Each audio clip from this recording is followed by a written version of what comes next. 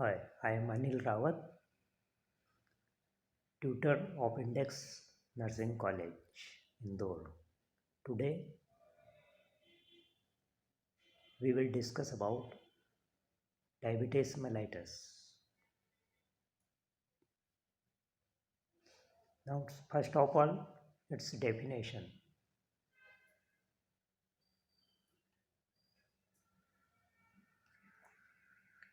Diabetes mellitus is a group. Diabetes mellitus is a group of metabolic disease characterized by elevated level of glucose in the blood, hyperglycemia resulting from defect in insulin secretion, insulin action, or both. Diabetes mellitus is a chronic lifelong condition that affects body's ability to use the energy found in the food.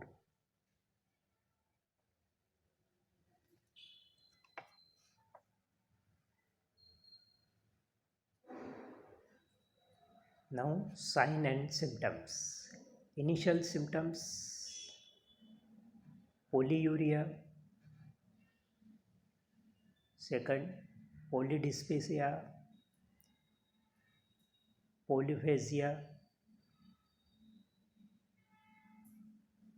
unintended weight loss, irritability, and other mood changes. Diabetes mellitus में कई sign symptoms भी होते हैं, पता चलते हैं, जैसे कई बार पेशाब का आना, बार बार भूख का लगना, वेट लॉस होना, इरिटेशन होना, मूड चेंज होना, प्यास लगना, पानी की बार बार प्यास लगना, ये आदि सब इत्यादि शामिल है.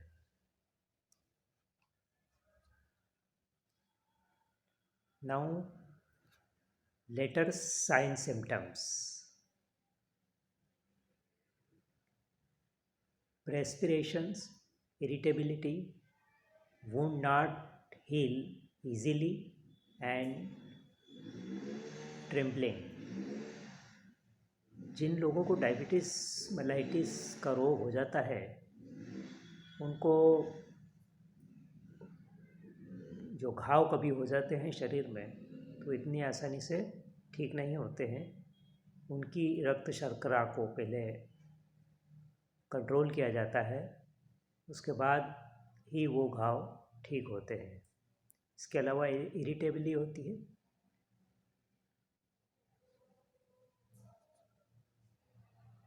कन्फ्यूज़न क्रिएट होता है. Now causes. We will discuss now about causes. Viral infection.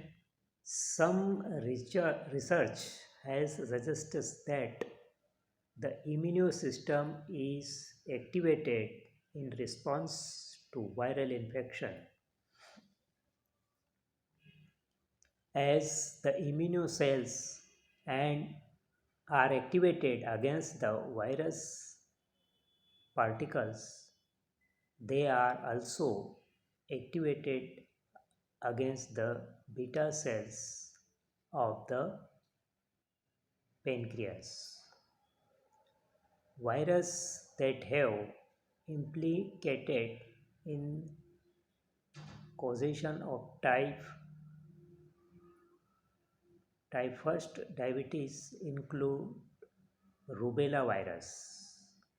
Second है genetic tendency. Type 1 diabetes seems to run in families, which suggests a genetic basis to the pathology of the condition. Some HLA यानी human leukocytic antigen genotypes are known to raise the risk of developing type 1 diabetes. Lack of vitamin D की कमी के कारण भी there is thought that lack of vitamin D in first year of a child life may raise the risk of type 1 diabetes developing. Vitamin D की कमी से भी बच्चों की ज़िंदगी में टाइप 1 डायबिटीज़ का डेवलप होने का खतरा रहता है।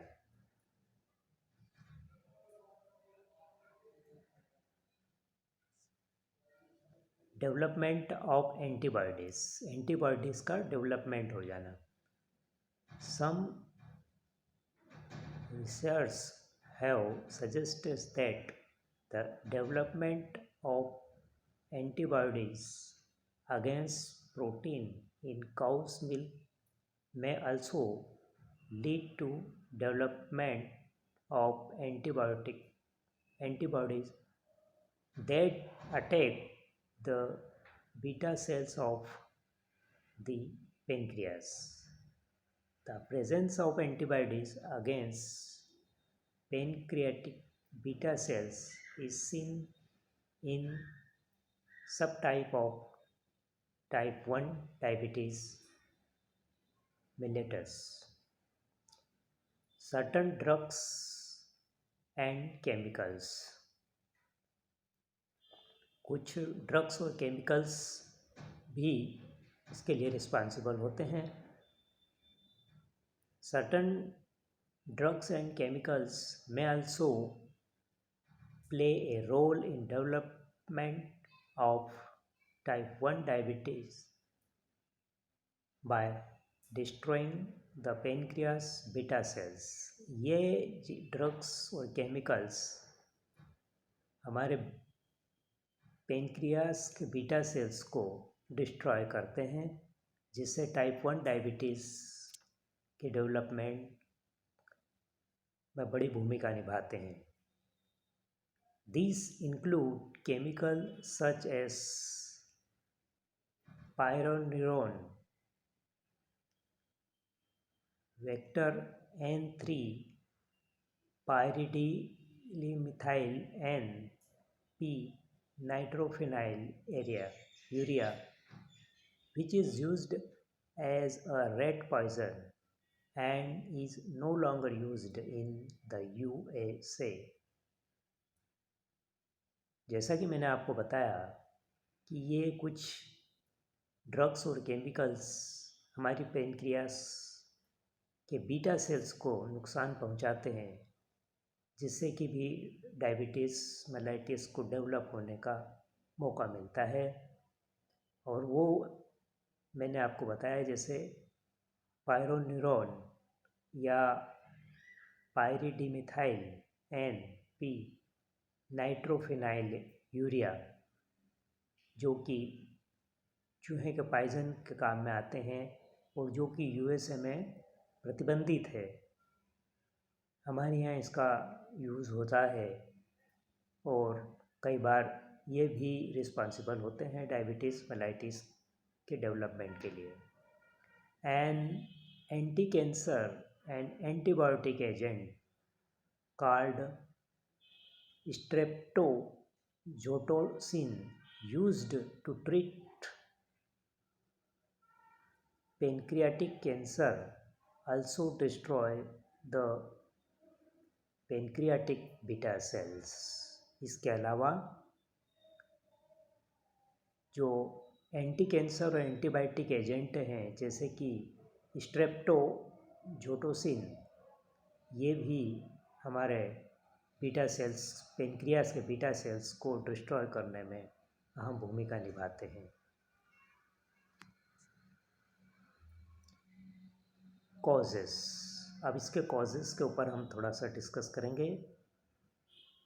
weight, fat distribution, sedentary lifestyle, race, family history, age more than 45 and pre-diabetes, जैसा कि वजन, फैट डिस्ट्रीब्यूशन,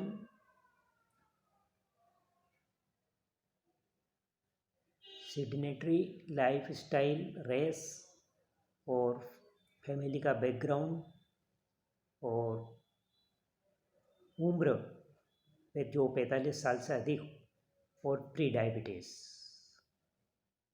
इसके अलावा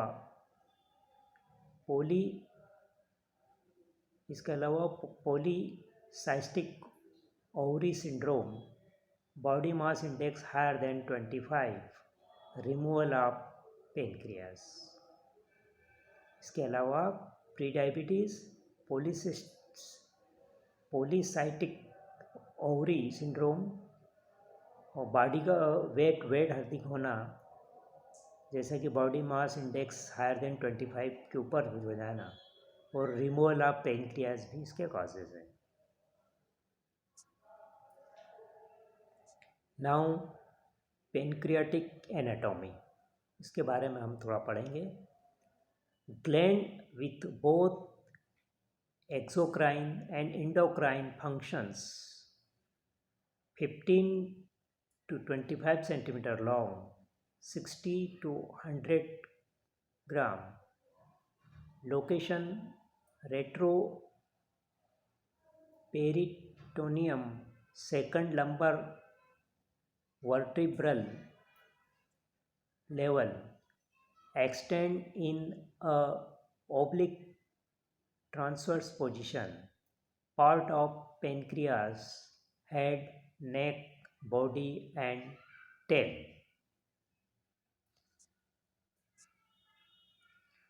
क्लासिफिकेशन ऑफ डायबिटीज़ मेलाइटिस।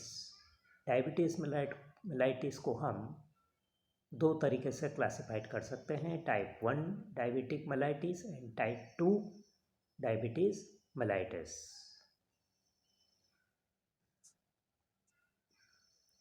अब टाइप 1 डायबिटीज़ मेलाइटिस क्या होती है, इसके बारे में हम थोड़ा सा डिस्कस करेंगे। क्या होती है type 1 diabetes, also called insulin dependent diabetes. जो इंसुलिन के ऊपर डिपेंडेंट डायबिटीज़ होती है वो टाइप 1 डायबिटीज़ कहलाती है। This type of diabetes in characterised by loss of insulin producing beta cells in isolates of the Langerhans in pancreas। Type 1 diabetes जिसमें कि हमें इंसुलिन की मात्रा बहुत ज़रूरत होती है और वो डिपेंडेंट होती है इंसुलिन के ऊपर, वो टाइप 1 डायबिटीज़ होती है। और इसमें इंसुलिन की मात्रा कम होने से बीटा सेल्स बुरी तरह प्रभावित होते हैं। It used to called juvenile onset diabetes because it often begins in childhood, और यह बचपन से ही शुरू हो जाता है। इट में B caused by a genetic predisposition, और यह जेनेटिक होता है। It could also be the result of faulty beta cells in the pancreas that normally produce insulin. यहाँ फॉल्टी बीटा सेल्स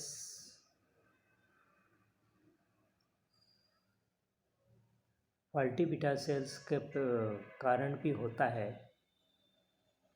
जो कि नॉर्मली इंसुलिन प्रोड्यूस करता है।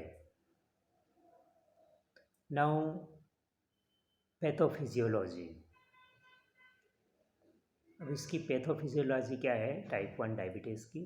Type 1 diabetes occurs as a result of body's immune system attacking the insulin producing beta cells of the pancreas.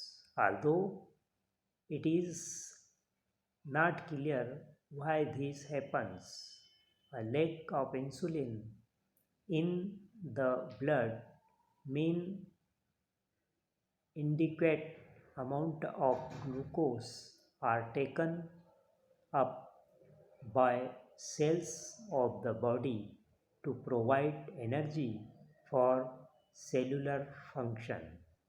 Consequently, glucose remains in the blood, leading to a high blood sugar level.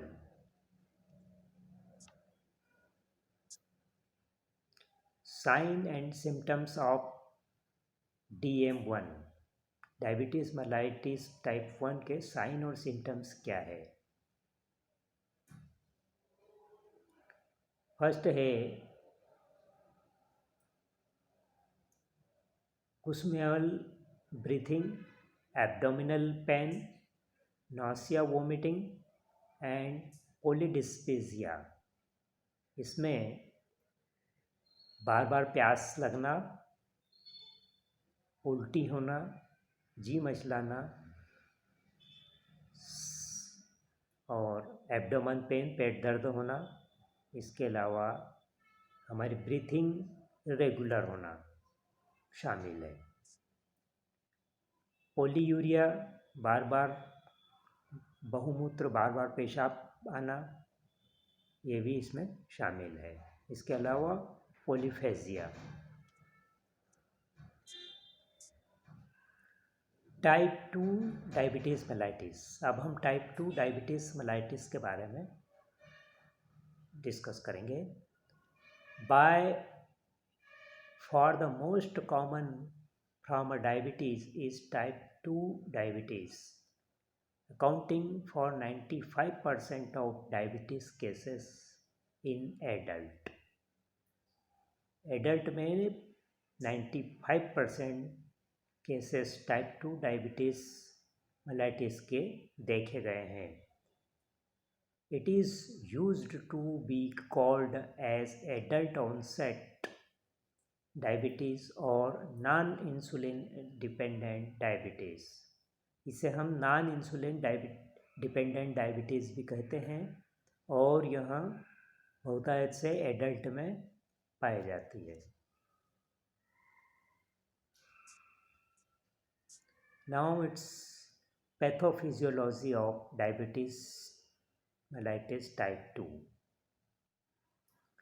Diabetes mellitus 2 is due to insulin resistance or reduced insulin sensitivity combined with relatively reduced insulin secretion, which is case become absolute. The defective responsiveness of the body to insulin almost certainly involves in the insulin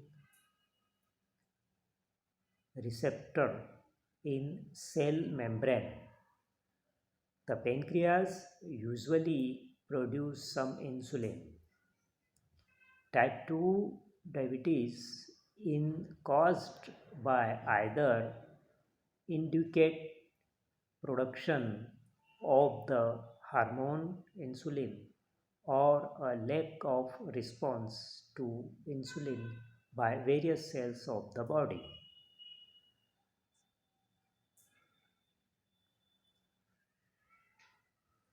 Now its objectives.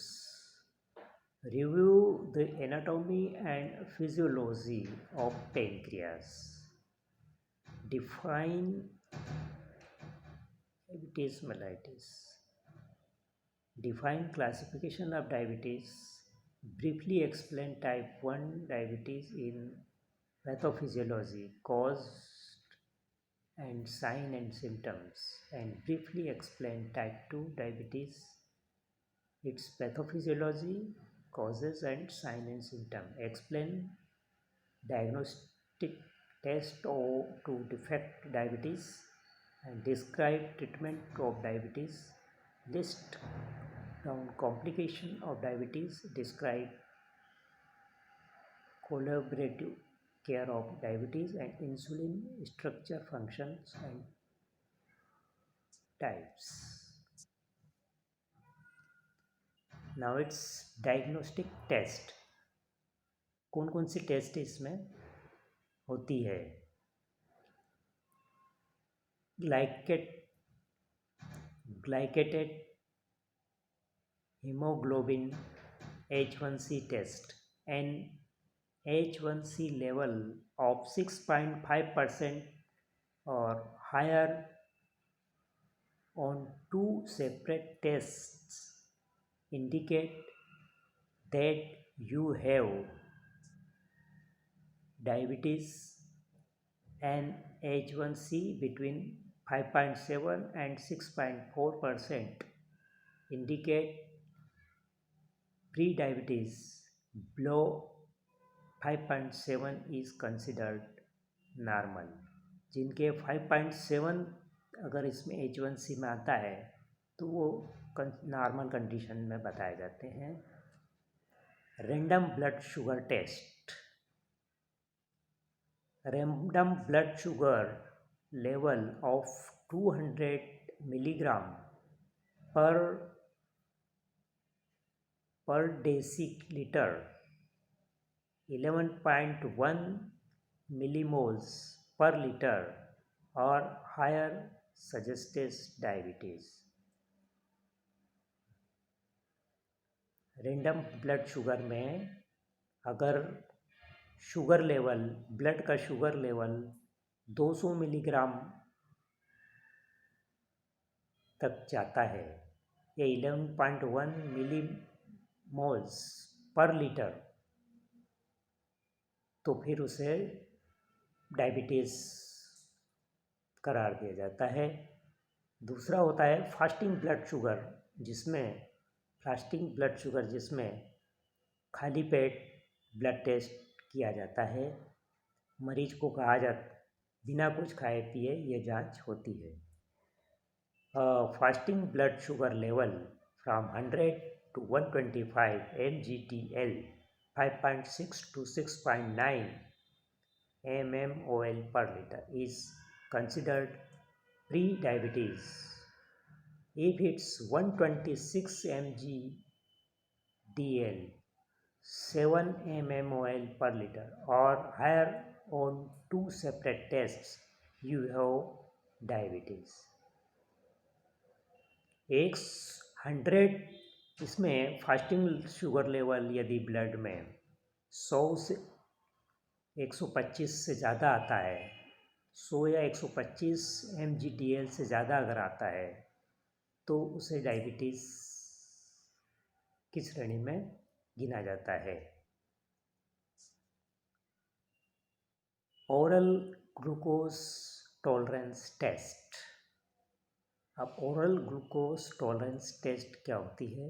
A blood sugar level less than 140 mgdl is normal.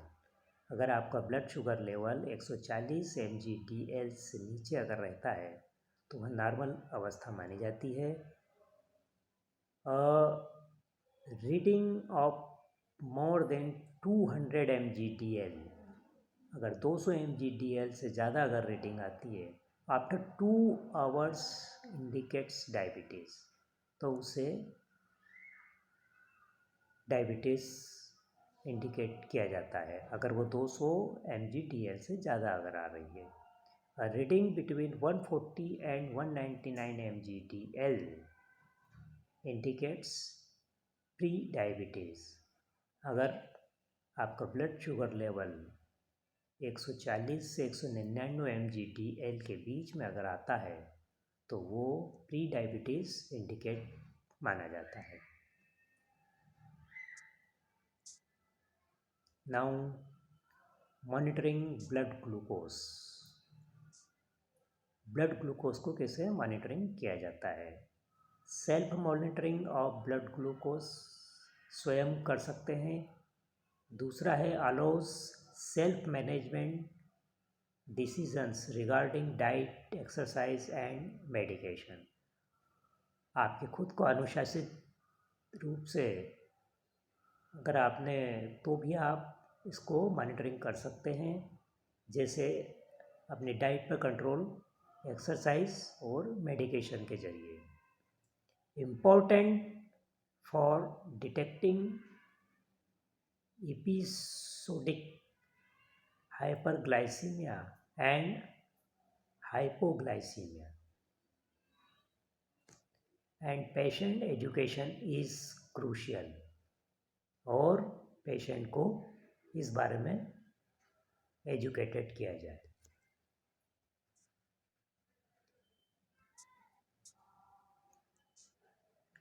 Difference between type 1 and type 2 diabetes mellitus. Type 1 और type 2 diabetes mellitus में क्या क्या अंतर होते हैं? Type 1 young age में होती है, टाइप 2 मिडिल एज या एल्डरली में होती है। मिडिल एज या फिर वयस्क होने पर या फिर अधेड़ उम्र में होती है। नॉर्मल BMI नॉट ओब से नॉर्मल BMI आती है, जबकि यूजुअली ओवरवेट या ओब्स, इसमें मोटापे से टाइप 1 डायबिटीज़ का मतलब नहीं है नॉर्मल BMI होती है, जबकि यह मोटापे के कारण होती है, ओवरवेट के कारण होती है type 2 diabetes. Type 1 diabetes no immediate family history, इसमें अधिकांश यहाँ देखा गया है कि कोई इमीडिएट फैमिली हिस्ट्री का पता नहीं चलता है, जबकि टाइप 2 डायबिटीज़ ज़्यादातर फैमिली हिस्ट्री रहती है टाइप 2 डायबिटीज़ वालों को। टाइप 1 डायबिटीज़ में शॉर्ट ड्यूरेशन ऑफ सिम्टम्स, इसके जो सिम्टम्स है वो कुछ समय के होते हैं, कुछ हफ्तों तक के होते हैं, जबकि इसके सिम्टम्स में भी present for months and year, इसके जो सिम्टम्स हैं वो कई महीनों या सालों तक देखे जाते हैं। Can present with diabetic coma, diabetic ketoacidosis, can present with diabetes coma में भी जा सकते हैं, जबकि डू नॉट प्रेजेंट विथ, इसमें क्या होता है, do not present with diabetic coma, इसमें डायबिटिक कोमा प्रेजेंट नहीं होता है। इंसुलिन रिक्वायर्ड टाइप 1 डायबिटीज़ में, जबकि टाइप 2 डायबिटीज़ में इंसुलिन नॉट नेसेसरी रिक्वायर्ड, कोई ज़रूरत नहीं होती है। Previous diabetes is pregnancy, pregnancy में भी प्रीवियस डायबिटीज़ हो सकती है।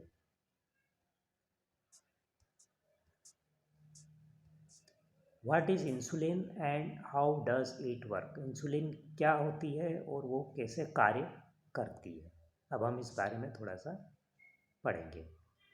Insulin is the principal hormone that regulates uptake of glucose from the blood into most cells, primary muscle and fat cell, but not central nerve system cell.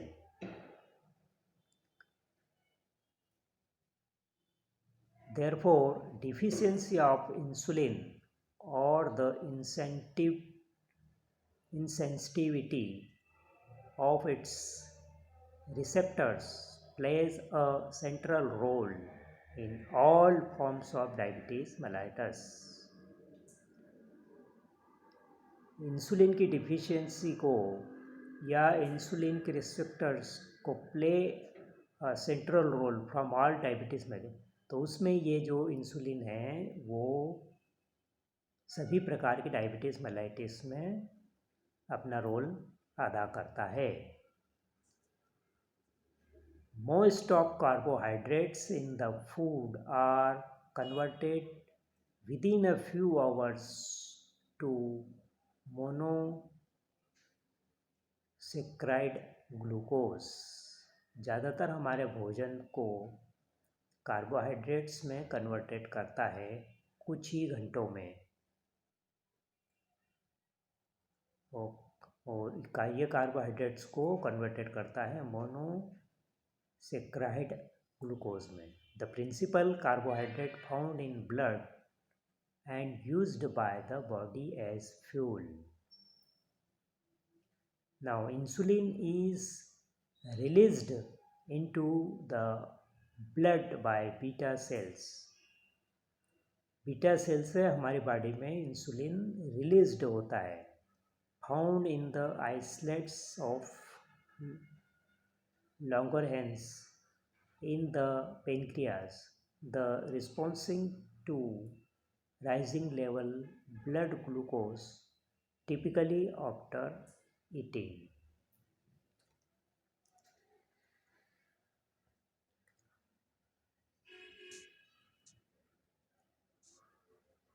Insulin is used by about 2/3 of the body cells to absorb glucose from the blood for use as fuel or conversion to other needed molecules or for storage. Insulin is also the principal control signal for conversion of glucose to glycogen for internal storage in liver and muscle cells. Lowered glucose level result both in the reduced release of insulin from the beta cells.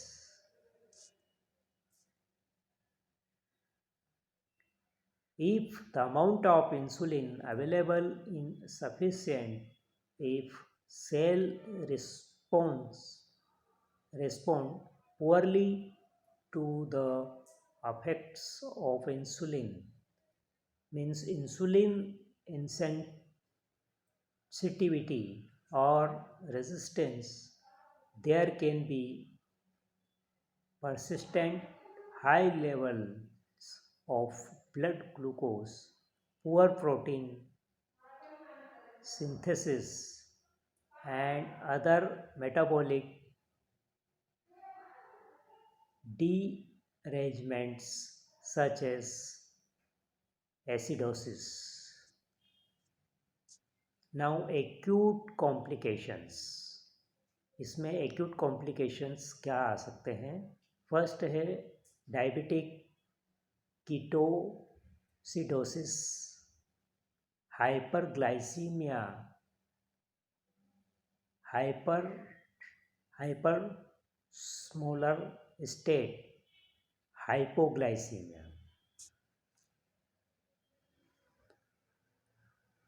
Blood vision, हमारी दिखना की शक्ति कम हो जाती है।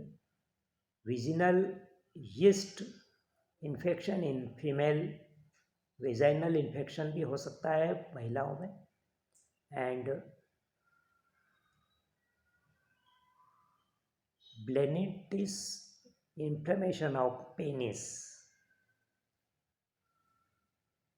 Tingling और numbness in hand और फीट, हाथों और पाँवों में नंबनेस हो जाना, फटीग होना, nausea and vomiting, nausea vomiting के भी कॉम्प्लिकेशन हो सकते हैं।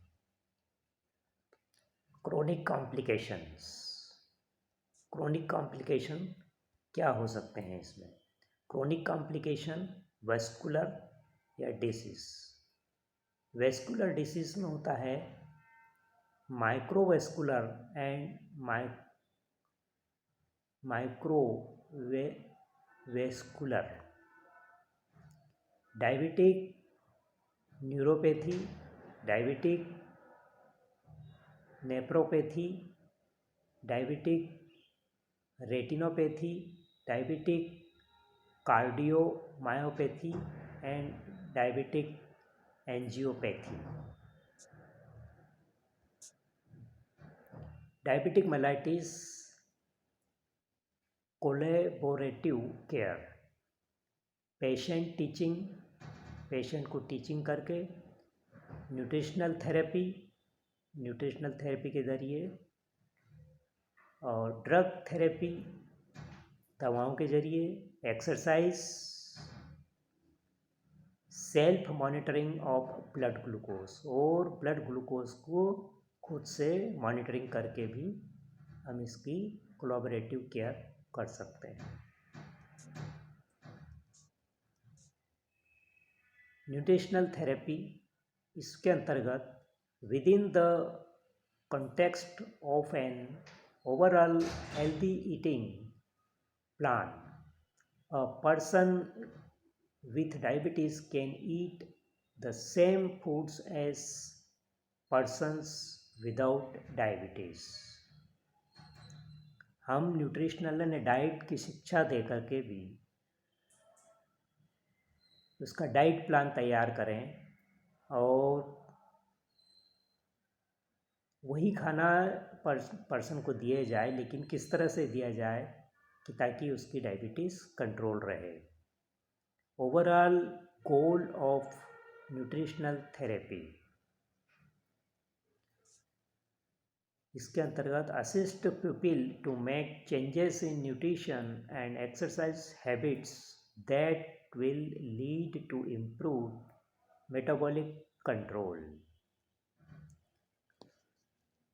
इस तरह से भोजन और समय का प्रबंधन किया जाए कि उसका मेटाबॉलिक कंट्रोल इम्प्रूव हो।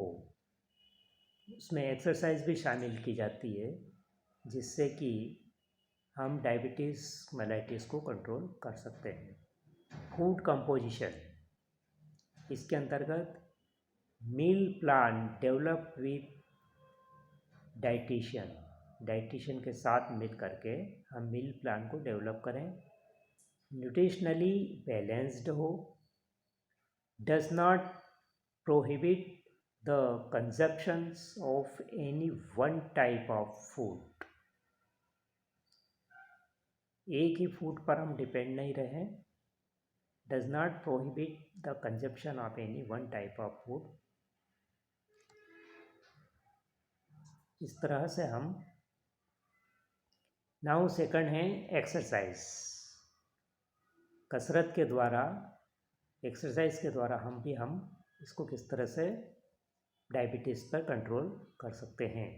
Essential part of diabetes management, यह डायबिटीज़ मैनेजमेंट का एक इसेंशियल पार्ट है, जिसमें increase insulin sensitivity, insulin sensitivity को इंक्रीज़ किया जाए, लोअर ब्लड ग्लूकोज